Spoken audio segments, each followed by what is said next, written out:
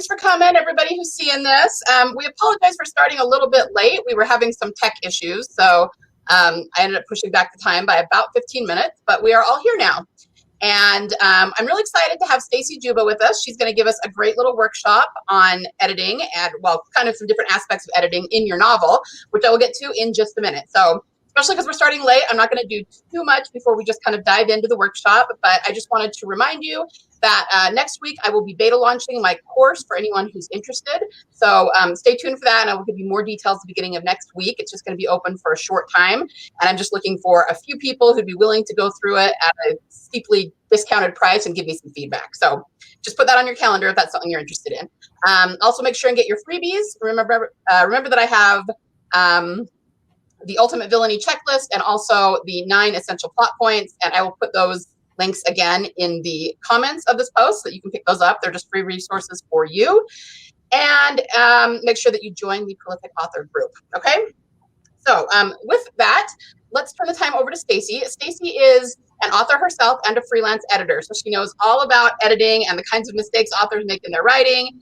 And when I first interviewed her for my podcast, we actually talked about common mistakes we see that first-time writers make and like the kind of words we overuse a lot and things like that. So she's very, very knowledgeable about that kind of thing. So I'm going to turn the floor over to you, Stacy. Okay. Hi, everybody. Thank you. So I'm going to focus today on nonverbal communication and body language. I'm a freelance developmental editor and line editor, and I also teach online courses for writers. And again, I'm an author myself. So body language used to be sort of like my Achilles heel. It was something I had to learn, and common feedback from editors when I was first starting out back in the early 1990s was you need to flesh out your characters, make your characters more well-rounded. And eventually I realized that one of the missing elements was improving my use of nonverbal communication and body language. And as a freelance editor myself, that's something that seems to be shared by a lot of authors. So I'm just going to share my screen here, and we're going to just do a deep dive into what nonverbal communication and body language is, and we'll give some examples of it and talk about why it's important for you to master in your writing. Okay. There we go. Okay. So, oops. Yeah, we have had so many technical glitches today. Okay, so let's go to what is nonverbal communication. So nonverbal communication is aspects of communication like gestures and facial expressions and touch that don't involve verbal communication, but it might include nonverbal aspects of speech itself, such as inflections, emphasis, an accent, how quickly or slowly you speak, how quietly or loudly, in sounds such as grunts or moans. And body language is part of the umbrella of nonverbal communication, and that's the use of physical behavior, expressions, and mannerisms to communicate non-verbally. And it's often done instinctively rather than consciously. So your characters might not necessarily be aware that they're exhibiting this body language, but you as the author can weave it in very strategically. So there are different categories of nonverbal communication. Oops. There we go. Head movements and posture, gestures, touch, movement in space, facial expressions, eye contact, physiological changes and internal sensations, voice, and the last one is kind of was buried there. It was appearance. And we will dive into each one of those, and I'll give you some examples. And please, if anybody has any questions, just put them in the comments, and I'll be happy to answer them. So why is this important for writers? The first reason is, as an editor, I've observed that many beginner writers tell rather than show emotions. So they'll have phrases like, she was sad, he was angry, I felt so upset, I felt like crying, I felt nervous. So nonverbal communication and body language is a way of showing that rather than just coming out and telling us. And reason number 2 is that most writers overuse general nonverbal communication phrases. And this is something that is not just beginner writers. I've seen, many multi-published authors who have their favorite phrases that they tend to overuse. And it's just something you have to become aware of. What are your own personal fallback phrases? So the common ones that I see are looked, smiled, grinned, nodded, walked, gazed, frowned, and mentions of eyes. Eyes is a big one. I would say it's probably the number one most overused body language word that I see, or really any word, is look. That is something that I see in the majority of manuscripts that I edit. In some manuscripts, I've seen it at least once per page, or sometimes multiple times per page. I tell writers, try to get it down. Like if you're writing a 250, 300 page book, try to get it down to like maybe 40 times, because a lot of authors tend to have it in there like 100 times, 200, or even more than that. And then smiled, grinned, these are all very common. I see a lot of characters just walking, which is a lot of times that can be just cut out, or it can be made more specific to try to show what emotion you're trying to portray. And then eyes, again, very, very commonly overused. Now, it's not that you have to avoid these words, but you want to try to think of some fresher ways to convey these. Because if you just keep using words like that, it leads to bland, lackluster writing that lacks a strong voice, flat characters that lack motivation. And then if your readers don't understand why your characters are acting a certain way, if that emotion or like what they're feeling isn't really coming through, then that's going to make it hard for your readers to connect to the characters. So this is just a general example. So I'll see a lot of he smiled. And again, there's nothing wrong with that. But if you're constantly using just very generic phrases like that, on every page, it might not just be smiled. It could be like he looked, he gazed, if he glanced at. If these kind of generic body language phrases are appearing like on every page or two, it's just really going to have an impact on your style. It's kind of generic. It doesn't make your writing evocative. It's okay to use them once in a while, but you want to reach for the most of the time you want to reach for something that's stronger and more creative. So these are just some different examples of kinds of smiles. Like a smile ghosted onto his face. That kind of shows like it's a hint of a smile. Or a dimple indented his cheek. His mouth kicked up in a half smile. Amusement flickered across his face. His smile froze on his face. So these all are ways of describing a smile, but they kind of all have a different connotation. And coupled with the dialogue and the character's internal thought and what's happening in the scene, they can help to convey the emotions that you're trying to get across.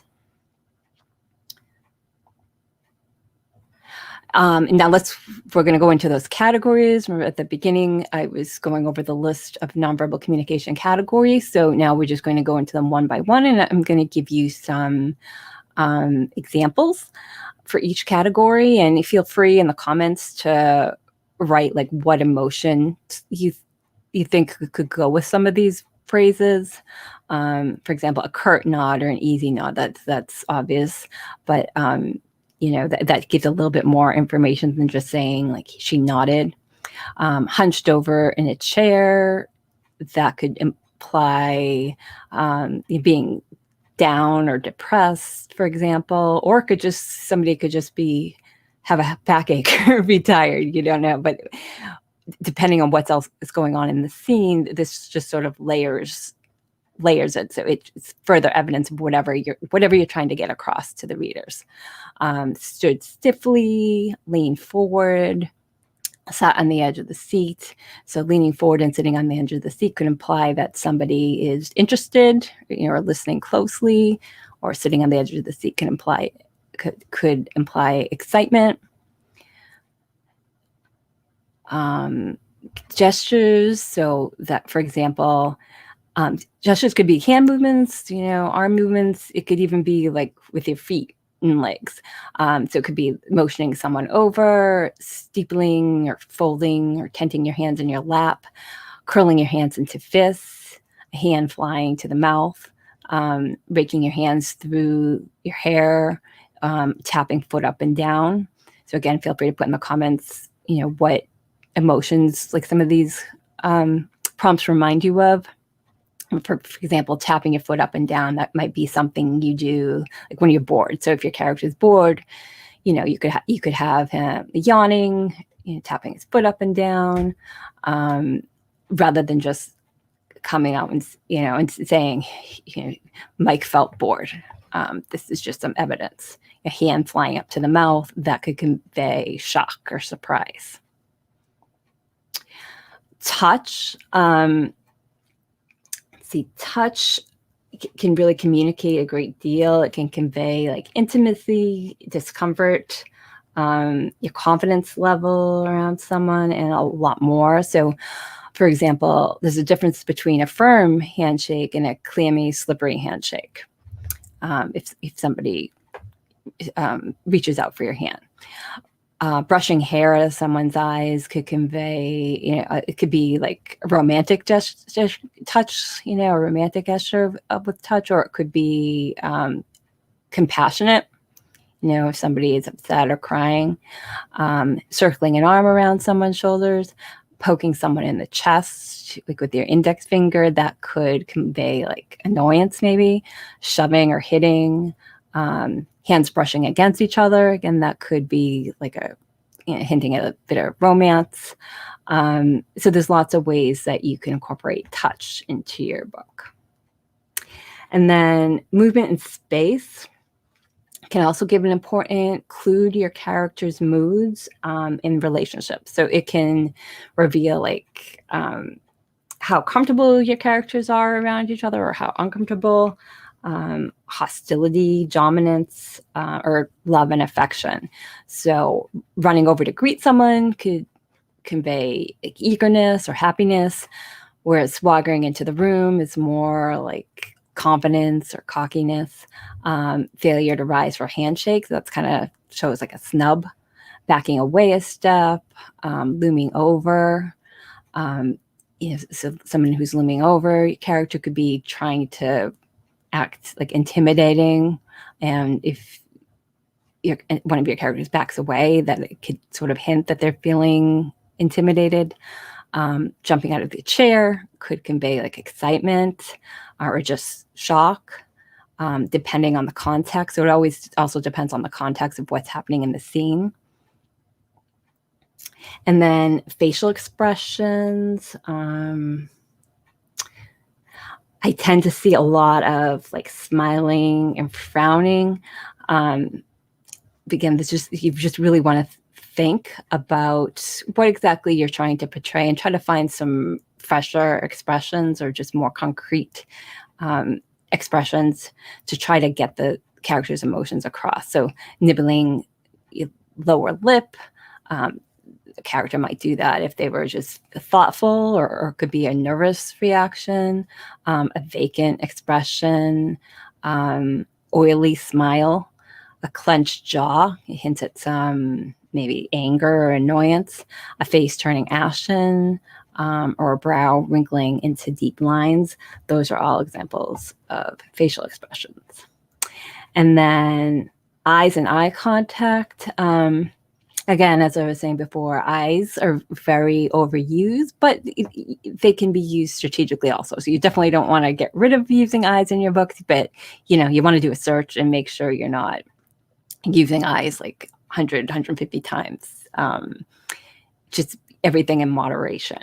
But the way your characters look at each other can reveal a lot about their feelings. It can demonstrate emotions such as affection, embarrassment, attraction, or anger, or anger, and also, eye contact can reveal a lot also, whether someone's confident, embarrassed, nervous.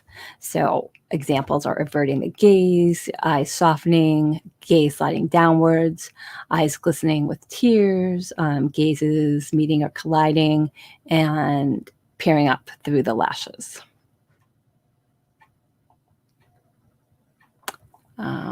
Okay, and then we have physiological and internal.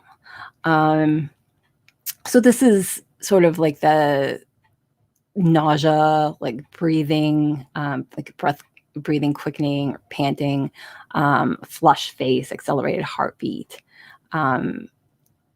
sort of those internal sensations that your characters might feel, and those give a clue to like what their motivations are, what they're thinking, how they're feeling. So if one of your characters says something in dialogue, if it's like your viewpoint character, if you kind of layer it by adding some physiological and internal sensation, that can sort of help to illustrate, why they're saying this or why they're reacting a certain way. So it just can go a long way toward helping your readers understand the character's motivations.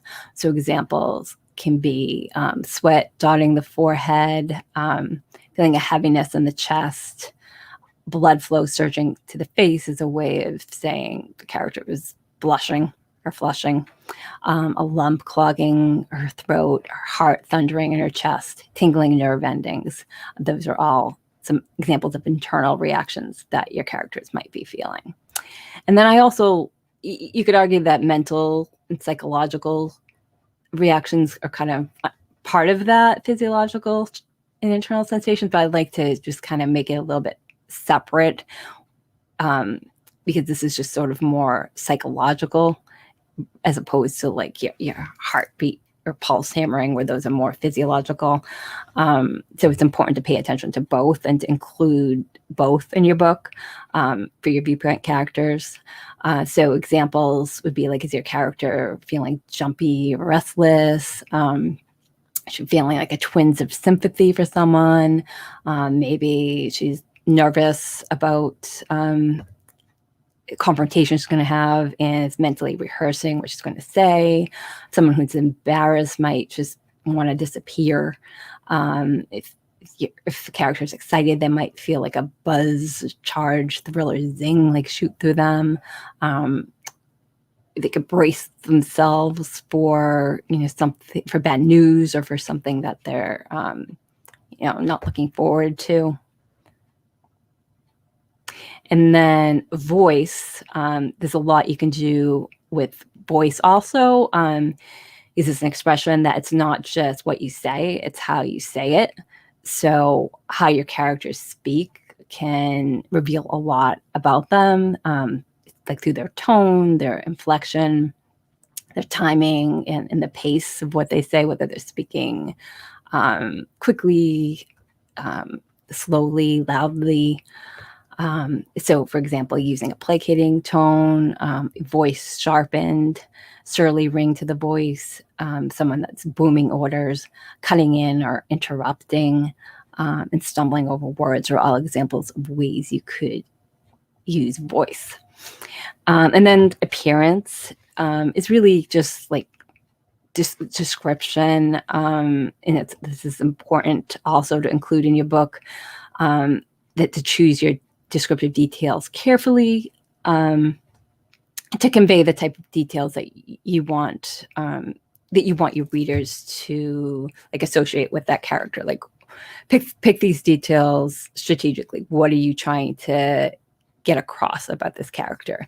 So is there a character that has a tendency to wear wrinkled t-shirts and jeans, or tight dresses that mold to her curves? And it could be like through the whole book, somebody that sort of like wears a wardrobe like this through the whole book, or maybe it's just for one scene, like where she's going on a date and trying to impress her date. So, just think carefully about the details, the appearance details that you include, and just really try to think about what you want to convey. So bad breath and unkempt hair, tattoos and piercings, like a navy business suit and heels, a Red Sox baseball cap. These are all can reveal details about your character. Now, I have a mini course in ebook that if you want to learn more about nonverbal communication and body language, it's called the Energize Your Writing Toolkit, Cheat Sheets for Character Emotions, and it's available on my website. It's designed to be printed out and put in a binder. You'll see that there's some blank lines here so that you can add some of your own prompts. So what it is, it's a 100-page PDF and mini class. So there's a PDF of just divided by different emotions, and like I have them from me right now. So for example, arrogance, anger, annoyance, contemplation, fear, nervousness, excitement. So there's a whole bunch of emotions, and then there's some prompts like the ones we just went over for each category, divided into those little subcategories, like the head movements and posture, the gestures, the movement in space, the facial expression. So I have some of those for each emotion. It includes an overview of nonverbal communication and body language, and some tips on how to use the cheat sheets. There's a walkthrough video and a bonus video. And there's more than 4,000 of those nonverbal prompts that I was giving you examples of that span 21 categories. So I have like smiles, like all kinds of smiles and frowns. So there's a lot in there. Romance, body language, and nonverbal communication that you might use in a romantic scene. And it's $29, but if you use the link that we put in the comments, I'm trying to, oh, there. Okay, wait a minute. You can get it for $17 through Friday. Yeah, just can't get rid of this little thing here, but we'll put it in the comments. Yeah, I put it up on the screen, and I'll make sure and link it in the comments. Okay, yeah. And these are just a couple of testimonials. From now on, this is my new writing companion. It's like a mini thesaurus on writing cues. I really like the setup too. Very easy to use. I enjoyed this course for the twofold approach it takes. By providing the shortcut document, I know I have a powerful weapon against repetition, and the discussion questions got me thinking about the importance of this. So there's some short videos, there's a PDF, and then I also have some discussion questions where I take you through analyzing your manuscripts for how well you've used nonverbal communication in the past, and trying to find patterns, like are there certain phrases or categories of nonverbal communication that you tend to overuse and ones that you don't really use enough. So the goal is to get you thinking about it, using the blank lines to add your own phrases. And then you can use some of the prompts word for word, or you can use them to combine them and mix and match them, or use them. I also want you to come up with your own, just use some of these as examples to get you thinking, to come up with some really fresh ones. So if you use like a mix of those, that can really help to spice up your character's emotions. And I also teach a course called Book Editing Blueprint, a step-by-step plan to making your novels publishable if you'd like to learn more about self-editing. And this course includes 10 modules that guide you through the editing process, 28 video tutorials, some quizzes, 200 pages of transcripts, and then there's a workbook and a step-by-step blueprint to help you with self-editing your manuscript when you're ready to start working on that. And then you're welcome to come visit me at shortcutsforwriters.com. I have a free 5-day line editing class. I have a free Shortcuts for Writers Editing Made Simple Facebook group. If you go in the units section of that group, I have a free book blurb toolkit that will guide you through writing your book description, back cover copy, or description for Amazon and other retailers. So I definitely invite you to visit me on my Facebook group.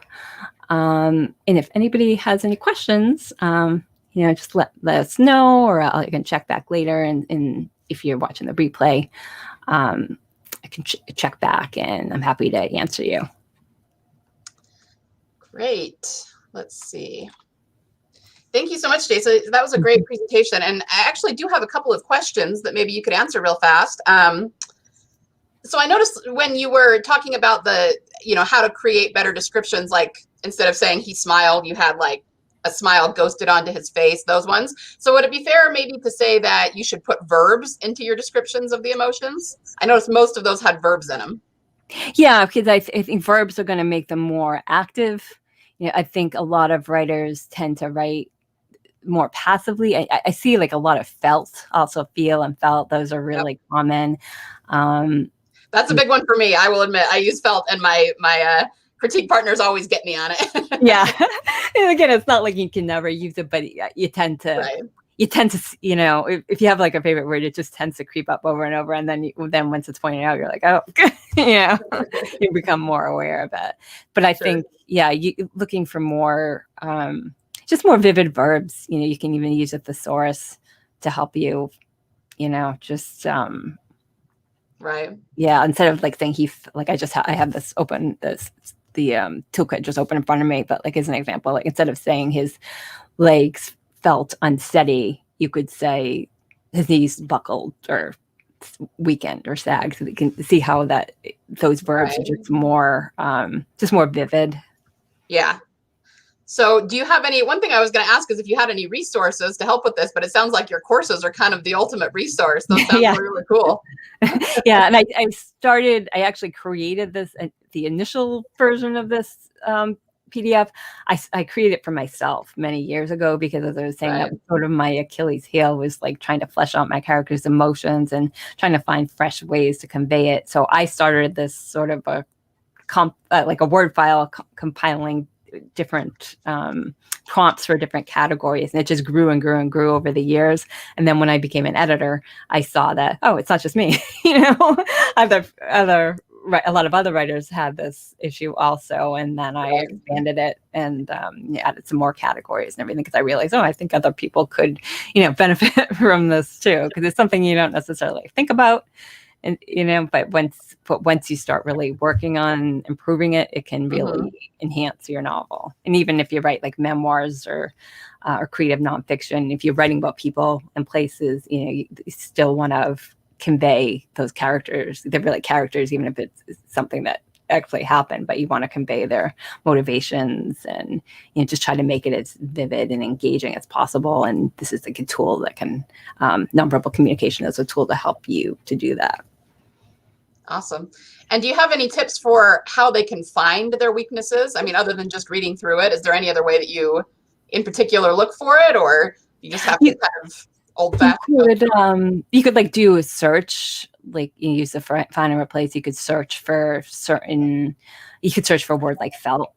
You could search for like emotion words like sad or angry, and then search for those those overused words I was saying, like look, gaze, smile, frown, walk. Search for those, and that'll give you a good indication of some of the main culprits that a lot of writers have, to see if you're, if any of those are sort of your Achilles heel. So. Yeah. I do that actually. I have a list of crutch words that I edit for same thing. They're just things that I used to, use a lot. And I always kind of employ a 1% rule. I always say in any given, whether it's a chapter or several chapters, I can't use it more than 1% of the words.